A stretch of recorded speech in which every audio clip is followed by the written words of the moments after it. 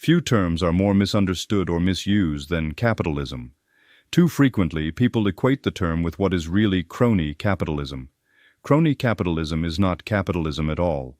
It is what happens when politicians and businesses collude, not to serve consumers, but to serve each other. It is a corruption of capitalism. It is the result of government interference in the economy.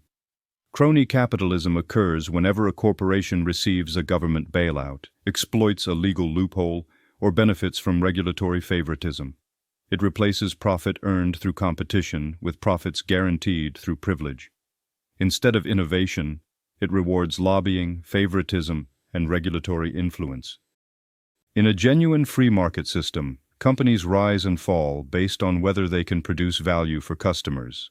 If they can't, they go out of business. But in a crony system, failure is not punished. It is subsidized. Incompetent or inefficient firms are kept afloat not by the value they create, but by the favors they purchase in Washington. We have seen it play out repeatedly. During the 2008 financial crisis, banks, insurance companies, and automakers were each deemed too big to fail. Their losses were largely socialized while their gains remained private. Taxpayers were forced to rescue billion-dollar corporations simply because those corporations had friends in high places. This is not capitalism, it is politicized privilege. Crony capitalism thrives on concentrated power. The more decisions are made in Washington rather than the marketplace, the more incentive businesses have to spend their resources influencing those decisions. If government controls who gets a subsidy, who gets a contract, or who gets regulated into obscurity, then economic success becomes a matter of political pull rather than productive performance. This creates a breeding ground for corruption.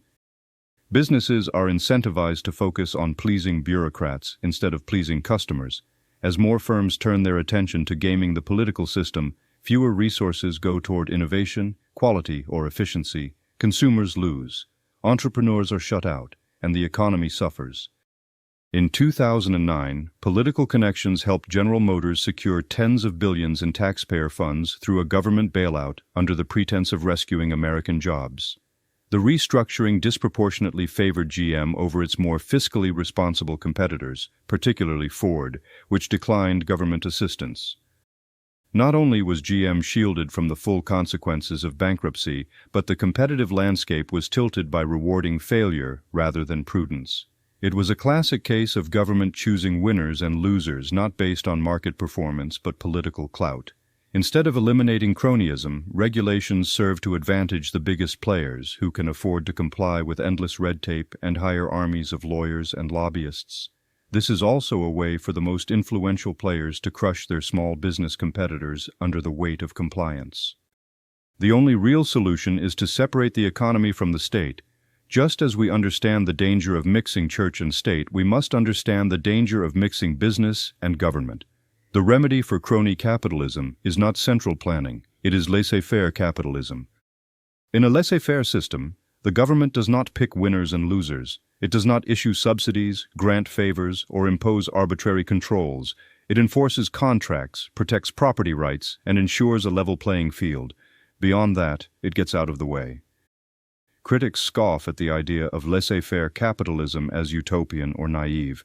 But is it more naive to believe that millions of individuals making voluntary exchanges can create prosperity, or to believe that a handful of politicians and bureaucrats can manage a $30 trillion economy with wisdom and impartiality? The moral case for free markets is the case for freedom itself. People should be free to produce, trade, and cooperate without having to beg permission from the state. They should succeed or fail based on merit, not on connections, favors, or political identity. And the practical case is just as strong. History shows that the freer an economy is, the more dynamic, innovative, and prosperous it becomes. Javier Milei has proved this in Argentina.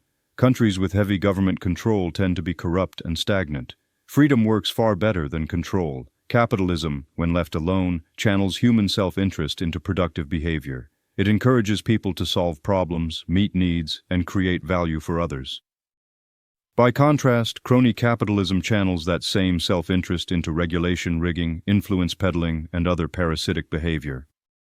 To condemn capitalism because of cronyism is like blaming the automaker when the driver runs a red light or blaming the referee when the boxer lands a low blow.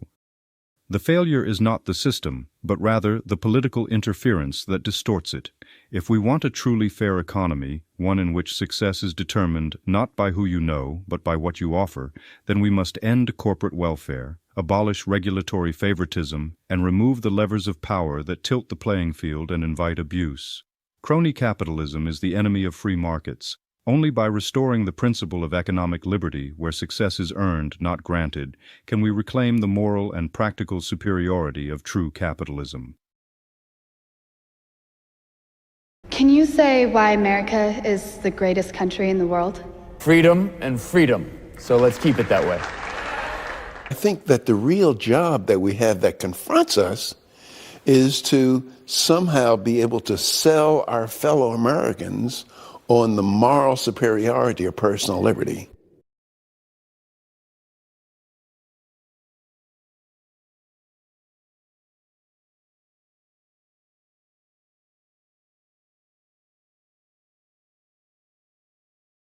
I would remind you that extremism in the defense of liberty is no vice.